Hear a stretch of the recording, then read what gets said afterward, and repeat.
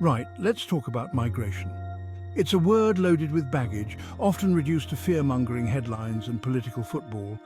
But behind the rhetoric are real people, making journeys fraught with challenges. And to understand those challenges, we need to talk about intersectionality. In the simplest terms, intersectionality recognizes that we're not just one thing. We're a glorious mess of identities. Gender, race, sexual orientation, you name it, all interacting and shaping our experiences. And for migrants, this interplay of identities can mean facing unique and compounded vulnerabilities. Think of it like this. Being a migrant comes with its own set of hurdles. Now add being a woman, or LGBTQ+, or belonging to a marginalized racial group. Suddenly those hurdles become a damn obstacle course. And that's what we're talking about here. Understanding how these intersecting identities create specific challenges for migrants. This isn't just some academic exercise. This is about recognizing the very real dangers and discrimination faced by millions. It's about understanding why a gay Syrian refugee might face a different set of threats than a straight one. It's about seeing how a female migrant worker from Nepal might be more vulnerable to exploitation than her male counterpart. So buckle up, because we're about to unpack this complex issue, shining a light on the often invisible struggles faced by those who dare to cross borders. Let's be clear, the migrant journey is rarely a walk in the park. It's a grueling, often perilous trek that tests the limits of human endurance. But for women and LGBTQ+ individuals, it can be a bloody hellscape, fraught with dangers that are uniquely harrowing. Gender-based violence, discrimination, and persecution are horrifying realities they face, often made worse by their migrant status. These individuals are not just statistics, they are real people enduring unimaginable hardships. Imagine fleeing your home country because of your sexual orientation, only to face discrimination in the very place you seek refuge.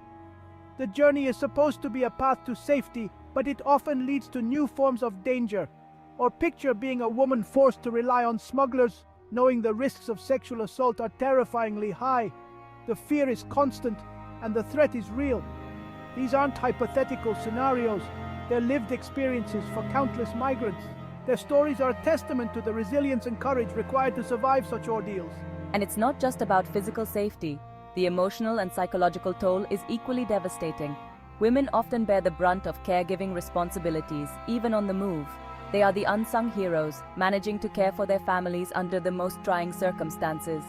They might be looking after children, elderly parents or sick relatives, all while navigating unfamiliar systems and languages. The challenges are multifaceted and relentless. Talk about carrying the weight of the world on your shoulders. The physical and emotional burdens are immense. LGBTQ+ migrants face their own unique set of challenges. Their journey is often marked by a constant struggle for acceptance and safety. They might be fleeing persecution in their home countries, only to encounter homophobia and transphobia in their destination countries. The cycle of discrimination seems never ending. They might be denied asylum based on their sexual orientation or gender identity, forced back into the very dangers they escaped. The system often fails those who need it most. And let's not forget the emotional toll. The psychological scars can be deep and long-lasting. Imagine having to constantly prove your identity, your worthiness of safety and respect. The emotional labor is exhausting. Imagine the constant fear of being outed, detained, or deported. The anxiety is a constant companion. It's a level of trauma that's hard to fathom. The psychological impact can be as debilitating as the physical dangers. The bottom line is this: gender isn't just some abstract concept, it has real tangible effects on the migrant experience. It shapes the migrant experience in profound and often devastating ways. The intersection of gender and migration creates unique vulnerabilities. And until we acknowledge and address these gender-specific challenges, we're failing millions of people who deserve our protection and support. It's time to take action and make a difference. Now, let's talk about work. Because for many migrants, finding a job isn't just about earning a living, it's about survival. It's about securing a future for themselves and their families, often left behind in their home countries. But the reality is that migrants are often pushed into precarious, low-wage jobs, where exploitation runs rampant. These jobs are not just low-paying, they are often devoid of basic human rights and protections. Think of your typical 3D jobs: dirty, dangerous, and demanding. These are the jobs that most people avoid, but migrant workers have little choice but to accept. Those are the ones often filled by migrant workers, who are seen as cheap and disposable labor. They work long hours under harsh conditions, often without adequate rest or safety measures. And because they're often undocumented or afraid to speak up, they become easy targets for abuse. Their lack of legal status makes them vulnerable to exploitation and mistreatment. We're talking about wage theft, where employers simply refuse to pay for hours worked. This is not just an occasional oversight, it's a deliberate act of exploitation. We're talking about unsafe working conditions, where injuries are common and safety regulations are ignored. Workers are often left to fend for themselves when accidents happen. We're talking about forced labor, where people are trapped in jobs they can't leave, their passports confiscated, their movements restricted. This is modern-day slavery, hidden in plain sight. And let's not forget the domestic workers, often women who toil away in private homes, isolated and vulnerable. They are the invisible workforce, essential yet unrecognized. They cook, clean and care for others' families, often for little pay and even less respect. Their contributions are invaluable, yet they are often treated as second-class citizens. They're at increased risk of verbal, physical and even sexual abuse, trapped in a system that sees them as less than human. Their isolation makes it difficult for them to seek help or escape their situation. The problem is, existing labor laws often fail to protect migrant workers. These laws are either inadequate or poorly enforced, leaving workers without recourse. They might not be aware of their rights, or they might be too scared to report abuse, fearing deportation. The fear of being sent back to their home countries keeps them silent. And even when they do speak up, enforcement is often weak, leaving them vulnerable to retaliation. Employers can easily threaten them with job loss or worse. This is a global crisis hiding in plain sight. It's not confined to one country or region. It's a widespread issue affecting millions. Millions of people are being exploited, their labor fueling our economies while their rights are trampled upon. They contribute significantly to the economy, yet receive little in return. It's a stain on our collective conscience, and we can't afford to look away. We must take action to protect these workers and ensure their rights are respected. Section 4. Climate Change and Crisis. Amplifying existing vulnerabilities. As if the challenges faced by migrants weren't already daunting enough, let's throw climate change and global crises into the mix. These additional layers of adversity create a perfect storm of hardship. Because here's the thing. These events don't exist in a vacuum. They interact with and intensify each other, creating a complex web of difficulties. They exacerbate existing inequalities, pushing the most vulnerable even further to the margins. Marginalized communities, already struggling to survive, find themselves facing even greater threats. Think about it. Climate change is already displacing millions of people, forcing them to flee their homes due to rising sea levels, droughts, and extreme weather events. These environmental changes are relentless and unforgiving.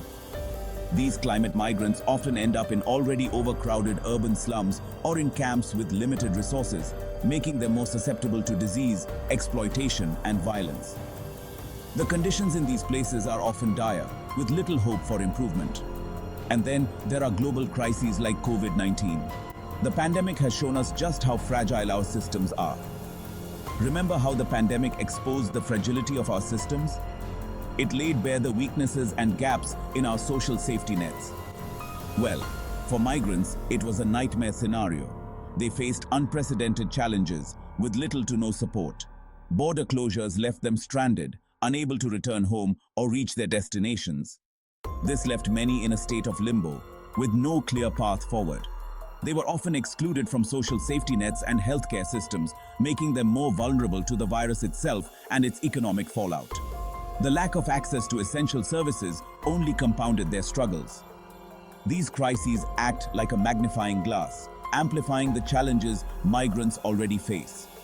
They bring to light the systemic issues that have long been ignored.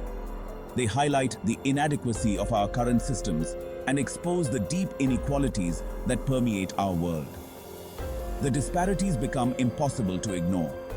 It's a stark reminder that we're all interconnected, The struggles of migrants are not isolated. They affect us all. The fate of migrants is inextricably linked to our own. Their well-being is a reflection of our collective humanity. And as climate change and global crises continue to unfold, addressing the needs of migrants isn't just a matter of compassion, it's a matter of collective survival. Our future depends on how we respond to these challenges. Section 5. Invisible Chains, Digital Rights, and the Migrant Story.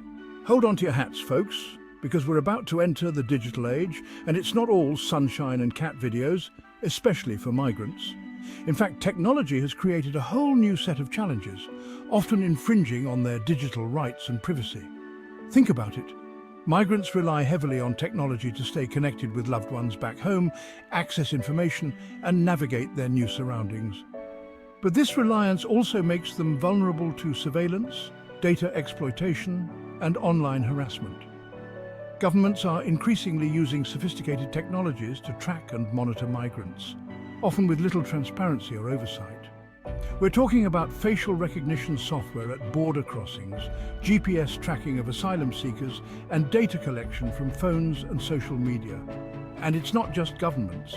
Private companies are also cashing in on the migrant experience, collecting and selling their data without their consent. This information can then be used to target them with predatory services, discriminate against them, or even put them at risk of deportation. Imagine fleeing persecution in your home country only to have your every move tracked and your online activity monitored in your supposed safe haven. It's a chilling thought, but a reality for many. Protecting digital rights is not just about safeguarding our online activities, it's about protecting fundamental human rights. For migrants, it's about ensuring their safety, their privacy, and their freedom from persecution, both online and offline.